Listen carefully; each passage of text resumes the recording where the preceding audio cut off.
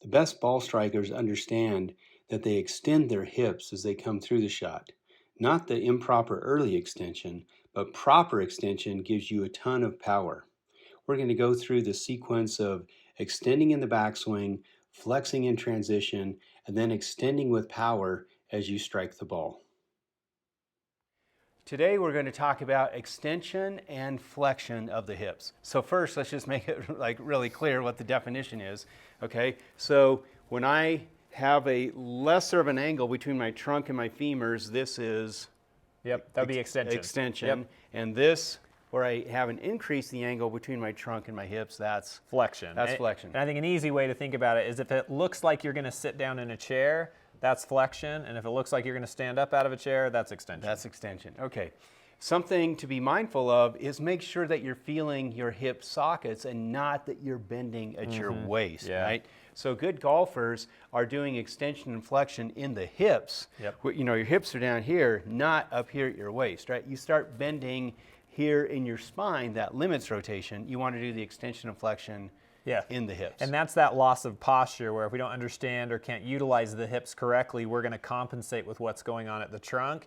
And then you're going to see your trunk standing up or coming down. And again, that just creates a whole lot of issues. Whole mess. All right.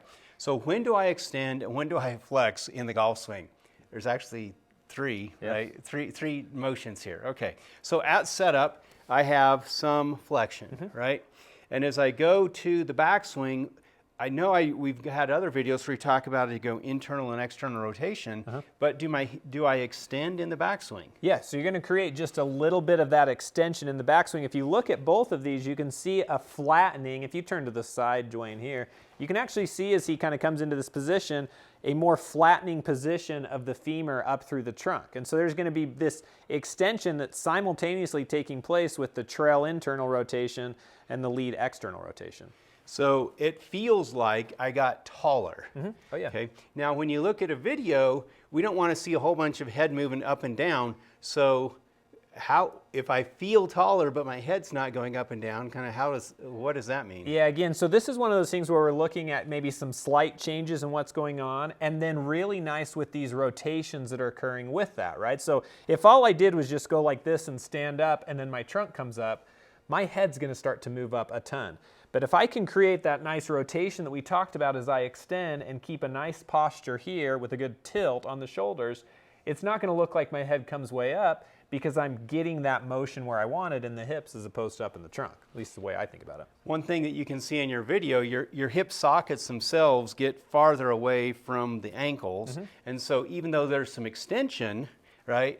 Your total distance from the ground isn't going to change much because you've got that rotational element, right? So I'm not simply extending this way. There's clearly the rotation. Yeah, that rotation is key, right? To make sure you don't do that standing up. So as I try to feel this here, I feel like from this position, if I extend, I feel like it should be natural that gravity is just going to pull me down. Is that what I should feel? Yeah, it is what you should feel. And this is, I think, one of the really key components of the golf swing as we think about this. Now I'm going to kind of come into this flexion position to initiate the downswing.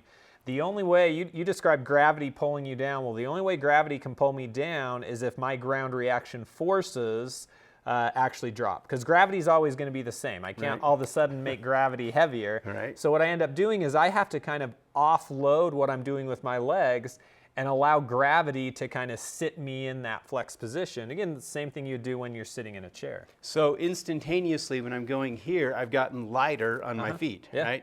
Okay, so now I've got this rotation, and as I get more flexion, even at this slow speed, I can feel, wow, there's a lot of force that gets put in that lead leg. Right? And what that force is going to do in that point is going to do two things. One is it's going to stop you from just collapsing straight to the ground. At some point, you have to stop that downward motion. You do that by generating a lot of ground reaction force. That's the first thing that vertical force does, is it stops you from collapsing down. And then the second thing it's going to do is it's going to help us finish off that movement, which the last thing we're going to see in those hips is that extension that we're going to have as we finish off the swing and through impact. So if I look at a nice tour caliber swing, when they finish, I mean, you see the chest is high, right? And my hips are, this lead leg is going to be internally rotated, this leg's externally rotated, and everything is nice and high. I'm extended here, and I'm clearly got some flexion here.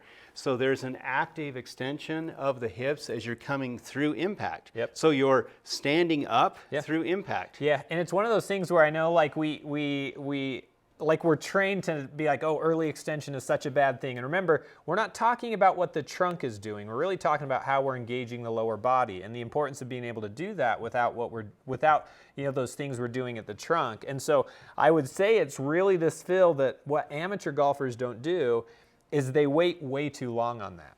So they come down here and they're kind of through this impact and they kind of hesitate to send force forward. And the reason why they don't is because what amateur golfers don't do is they don't allow gravity to sit them down a little bit. And because they don't allow gravity to sit them down a little bit, if they send too much force forward, what happens is I stay flat, force comes forward, now I get this stand-up position when I'm going to miss the ball by 3 inches too high.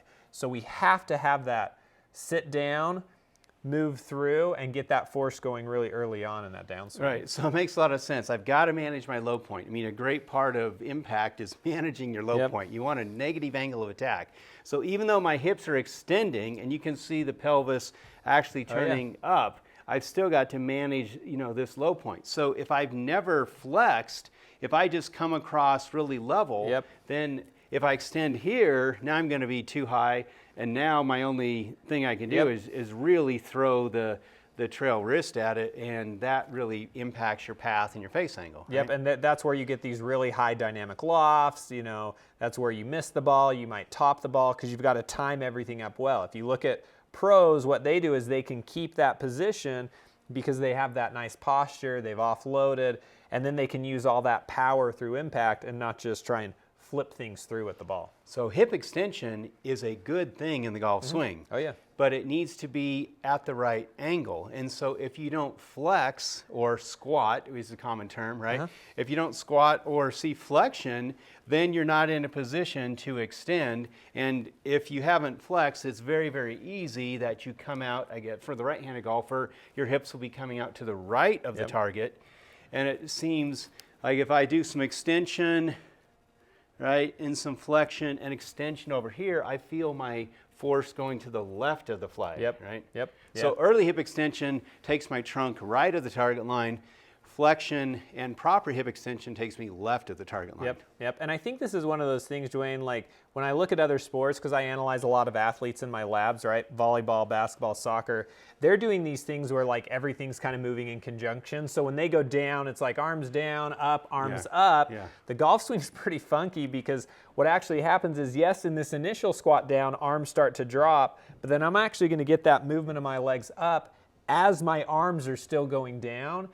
And that is a really unnatural movement. And so, but that is what the pro players are doing. And so you have to really think through that, the flex down, arms through, as I'm kind of extending that hip. So what you notice on the down the line view is the right arm is straightening, which gives more length right there as you're coming into the ball. And so you get your body trained, even though you're doing hip extension, right? You can still have a ground turf and get your low point after impact, because I got my, I've moved my spine, left of the ball, and I'm straightening my arm, and so now I've still got, it's easy for me to, easy in quotes, right? It's still very possible for you to get the nice downward angle of attack, even though your hips are moving the pelvis up. Right? Yeah, exactly.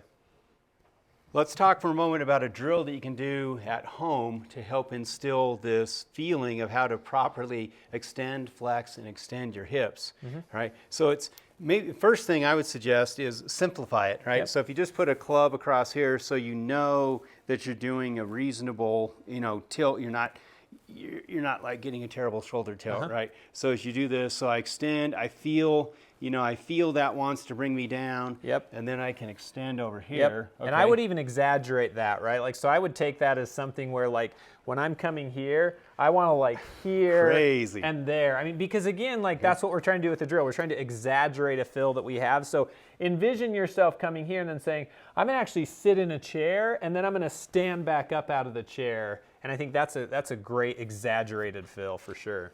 It's a great point. You rarely see what feels super exaggerated when you got a full speed swing. you look at it like, oh, okay, you got a half inch of difference, right? Yeah, okay, for sure. exaggerate the feeling. Okay. Yep. Now if we want to add, so first get my hips trained what that feels like. Now I've got to add my arms to like be lengthening this way as my hips are coming up that way. So what might that look like? Yeah, and that's that last piece. So once I've kind of exaggerated this with my arms there, what I want to do is get the arms out like they would be moving in the swing, right? And then as I come here, I want to like throw my arms down as I'm kind of coming up this way. Again, notice I'm going to hold wrist positions, right? I'm not going to do this. I'm going to come here and I'm going to here and up, right? So squat down, here and up, and now I'm getting that feel of the extension of the hips as my arms are still traveling towards the ball down. Okay. So train without hitting a golf ball, because that's always the hardest, right? Train your hips independent of your arms, and then add the arm motion. Do reps like that, and then take it to the range, and I think you'll find an entirely better sequence that helps you maintain your posture, provides much better ball striking, and gives you a lot better compression, ball flight, path, all the things that lead to lowering your handicap.